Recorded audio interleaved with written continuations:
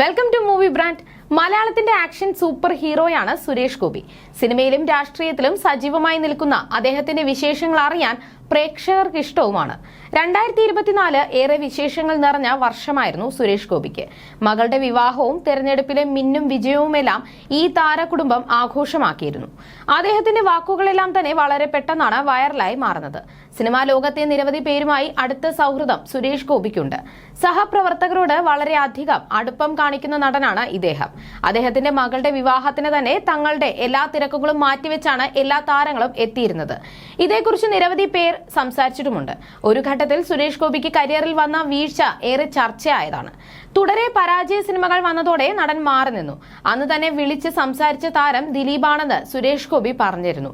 ഈ പരാമർശം ഇന്നും ഇടയ്ക്ക് സോഷ്യൽ മീഡിയയിൽ വൈറലാകാറുമുണ്ട്.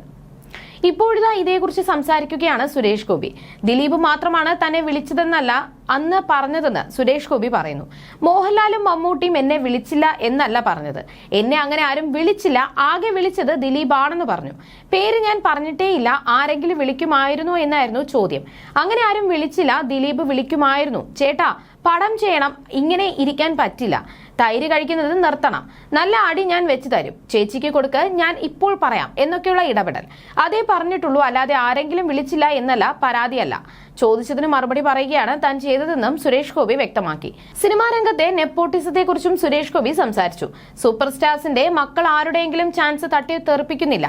എന്റെ മകന് വേണ്ടി ഏതെങ്കിലും പ്രൊഡ്യൂസറെ വിളിച്ചിട്ടുണ്ടെന്ന് സ്ഥാപിച്ചാൽ ഞാൻ എല്ലാം അവസാനിപ്പിച്ച് വീട്ടിൽ പോകുമെന്നും സുരേഷ് ഗോപി പറഞ്ഞു.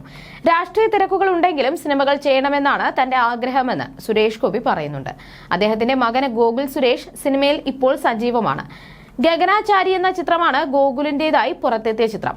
രാഷ്ട്രീയം തൊഴിലും അഭിനയവുമാക്കി മാറ്റിയവർക്കിടയിൽ അഭിനയം എന്ന തൊഴിലെടുത്ത് ജീവിക്കുന്ന രാഷ്ട്രീയക്കാരനാണ് സുരേഷ് ഗോപി.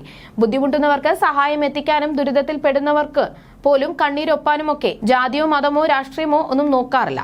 2019 അദ്ദേഹം തിരഞ്ഞെടുപ്പിൽ മത്സരിച്ചെങ്കിലും പരാജയപ്പെട്ടു.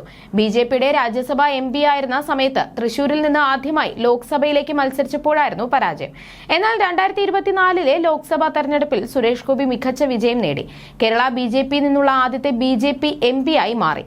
മൂന്നാം മോദി മന്ത്രിസഭയിൽ വിനോദസഞ്ചാരം, പെട്രോളിയം, പ്രകൃതിവാതക സഹമന്ത്രിയാണ്. അതേസമയം തന്റെ രാഷ്ട്രീയത്തോടൊപ്പം അഭിനയവും മുന്നോട്ട് കൊണ്ടുപോകുകയാണ് നടൻ. കുറച്ചു ദിവസങ്ങൾക്ക് മുൻപായിരുന്നു സുരേഷ് ഗോപിയുടെ 257ാമത്തെ ചിത്രമായ വരാഹത്തിന്റെ ഫസ്റ്റ് ലുക്ക് പോസ്റ്റർ പുറത്തിറങ്ങിയത്.